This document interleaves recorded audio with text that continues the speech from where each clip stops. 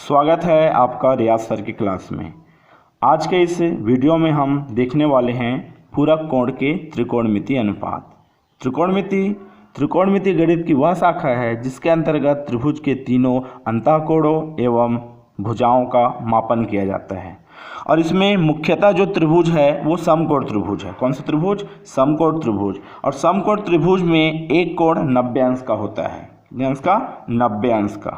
ठीक है, तो यहाँ पूरक कोण देखने वाले हैं। तो पूरक कोण के बारे में हम जानते हैं कि जिन दो कोणों का योग 90 अंश होता है वे आपस में पूरक कोण कहलाते हैं। त्रिभुज ABC 90 अंश मतलब ये समकोण त्रिभुज है। ठीक है, अगर ये 90 है तो हम तो ये जानते हैं त्रिभुज के तीनों अंतः कोणों का योग 180 अंश होता है। चूँकि ये समकोण ऑलरेडी है मतलब 90 अंश तो ये ले लिया, तो 180 में से 90 गया, बच गया है 90।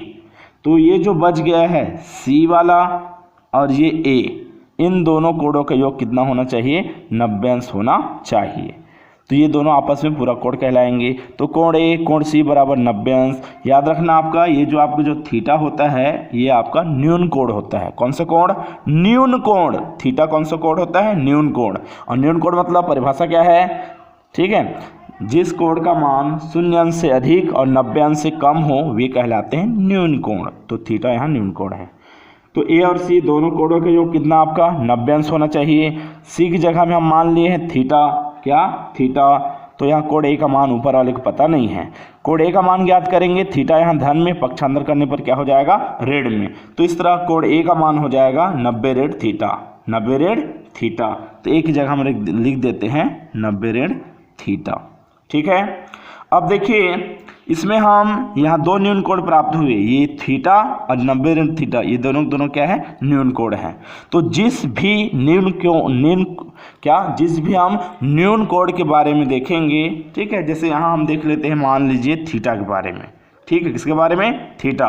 तो जिस न्यून कोण को आप देख रहे हैं उसके सामने वाली जो भुजा रहेगा, इसके सामने वाली जो भुजा रहेगा वो कहलाएगा लंब। क्या कहलाएगा? लंब। ठीक है, और हम सभी ये जानते हैं, क्या जानते हैं कि समकोण त्रिभुज में सबसे बड़ी भुजा कर्ण होती है। समकोण त्रिभुज में सबसे बड़ी भुजा कौन सी होती है? कर्ण। तो देखिए जो 90 अंश का जो कोण बना है उस 90 अंश के सामने वाली भुजा को ही हम कर्ण कहते हैं। क्या? कर्ण। ठीक है, तो देखिए लंब हो गया, कर्ण हो गया। और ये जो थीटा कोण है इस कोण बनने के लिए देखो एक इधर आपका गया है, ठीक है, एक इधर। तो दोनों कोण बनने के लिए आधार जरूरी है। क्या जरूरी है? आधार जरूरी है। ये बन गया लंब, कर्ण और आधार। और हम सभी जानते हैं समकोण त्रिभुज में जो बौधायन पाइथागोरस प्रमेय लगता है वो क्या होता है? कर्ण का वर्ग बराबर लंब का वर्ग धन आधार का वर्ग।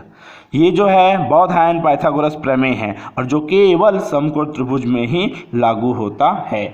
अब देखते हैं ये जो त्रिकोणमितीय राशि कौन कौन से हैं। तो sine theta, cos theta, tan, cot, sec और एक कॉसेक। ठीक है, तो ये आपका ये तो थीटा हो गया, ये क्या हो गया? थीटा।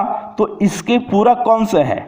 इसके पूरक कोण दूसरा वाला कोण, एक कोण का मान थीटा हो गया, जैसे यहाँ किए ना, एक कोण का मान थीटा हो गया, तो दूसरे कोण का जब मान ज्ञात किया क्या प्राप्त हो गया? 90 ऋण थीटा।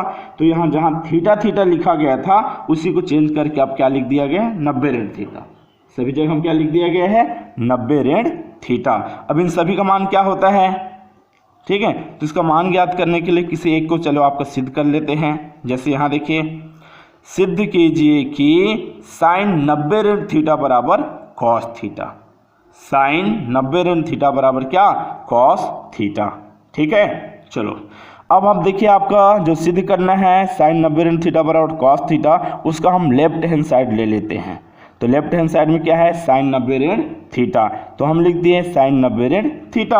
अब चूंकि यहाँ 90 ऋण थीटा का नाम आया है, 90 ऋण थीटा, तो जिस भी कोण को आप देखेंगे, जिस भी न्यून कोण को आप देखोगे इस चित्र में, उसको क्या करना है? अपने तरफ लेना है। उसके बाद देखिए 90 ऋण थीटा को हम अपने तरफ कर लिए, ठीक है। उसके बाद जिस भी न्यून कोण को देखेंगे उसके सामने वाली भुजा को हम क्या कहेंगे? लंब। तो ये हो जाएगा लंब, ठीक है, सामने वाली भुजा। ठीक है। और जहाँ 90 अंश बना रहता है 90 अंश का कोण, उस 90 अंश के सम्मुख जो भुजा है उसको क्या कहते हैं? कर्ण।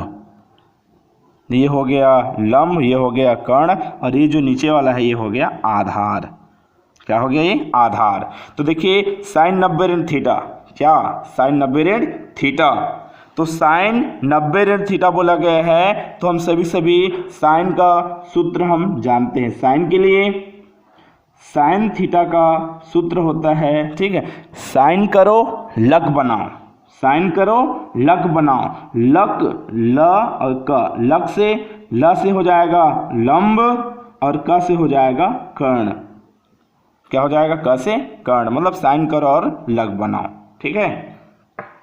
तो देखिए आपका हम ये वाला सूत्र क्या करेंगे? लगाएंगे। सूत्र क्या मिला? लंब बटे कर्ण। तो इस चित्र में देखिए लंब कहाँ लिखा है? ये, तो लंब की जगह हम क्या आ गया? BC, लंब हो गया BC, और नीचे में है कर्ण। कर्ण मतलब तिरछा वाला, ठीक है, सबसे बड़ी भुजा समकोण की। AC है, तो ये हो गया AC। तो इस तरह आपका लेफ्ट हैंड साइड साइन 90 ऋण थीटा जो दिया गया है, ठीक है, उसको लेकर हल किए, क्या मिला? BC बटे AC, ठीक। अब हम लेंगे राइट हैंड साइड को। राइट हैंड साइड को, राइट हैंड साइड में क्या दिया गया है? Cos theta. कौन सा थीटा? Cos theta. याद रखिए इस बार थीटा को लेना है, तो आप चाहो तो उसी त्रिभुज में आप देख सकते हो या अलग से भी बना सकते हो।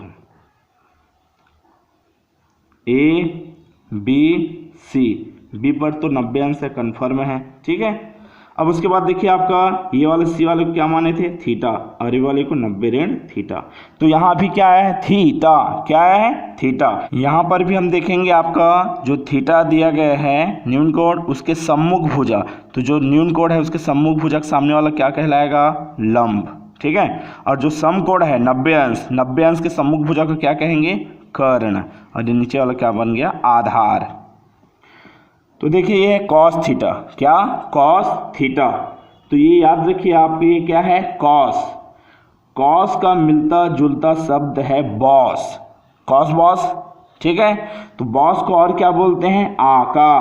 क्या बोलते हैं? बॉस को और क्या बोलते हैं? आका। तो अ से आधार और क से कर्ण, क से कर्ण। इस तरह कॉस थीटा का सूत्र क्या हुआ? आधार बटे कर्ण। तो इस चित्र में देखिए आधार क्या है? BC, कर्ण क्या है? AC, कर्ण क्या है? AC।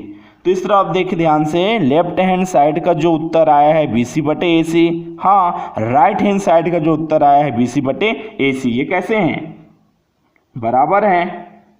तो लेफ्ट हैंड साइड और राइट हैंड साइड क्या है? बराबर है। मतलब साइन 90 ऋण थीटा किसके बराबर होता है? कॉस थीटा के बराबर होता है। ऐसे ही बाकी जितने भी दिया गया है, इसी आधार पर हम उसको क्या कर सकते हैं? सिद्ध कर सकते हैं, ठीक है। तो इस तरह देखिए साइन 90 ऋण थीटा, तो याद रखना पड़ेगा साइन 90 ऋण थीटा बराबर क्या होता है? कॉस थीटा, ठीक। और वैसे ही जिस प्रकार इसको हल किए हैं ना, वैसे ही अगर कॉस 90 ऋण थीटा लेकर हल करेंगे तो यहाँ आएगा साइन थीटा। कॉस आया है तो साइन आएगा, साइन आया है तो कॉस आएगा। वैसे टेन 90 ऋण थीटा बराबर होता है कॉट थीटा, और कॉट 90 ऋण थीटा बराबर होता है टेन थीटा, ठीक है। और सेक 90 ऋण थीटा बराबर कॉसेक थीटा, और कॉसेक 90 ऋण थीटा बराबर आपका सेक थीटा, ठीक है। तो इस तरह इसको आपको याद रखना है, ठीक है। साइन 90 ऋण थीटा बराबर कॉस थीटा, कॉस 90 ऋण थीटा बराबर साइन थीटा, टेन 90 ऋण थीटा बराबर कॉट थीटा, और कॉट 90 ऋण थीटा बराबर टेन थीटा, ठीक है। ये दोनों के साथ साइन कॉस का, टेन कॉट का, सेक और कॉसेक का, ठीक है। पूरा कोण की जो त्रिकोणमिति अनुपात है, ठीक है, आज की वीडियो में हम देखे हैं, ठीक है। वीडियो कैसा लगा जरूर बताइए आप। धन्यवाद वीडियो देखने के लिए।